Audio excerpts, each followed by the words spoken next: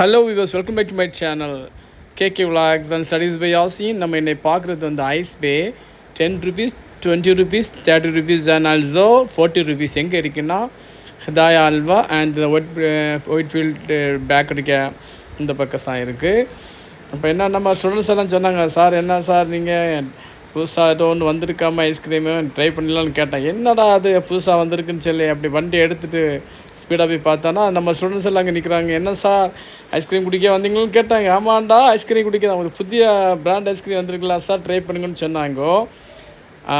அந்த புதிய brand ice cream வந்து இப்போ நான் அங்கே கேட்டேன், அவங்க தந்தாங்கோ. இப்போ நான் அதை குடிச்சு உங்கள்கிட்ட கமெண்ட் பாக்ஸில் பதிவு போட்டோம். இதுதான் அந்த புதிய பிராண்ட் ஐஸ்கிரீம். பட் இதோட நேம் நான் சொல்ல மாட்டேன், சஸ்பென்ஸ்.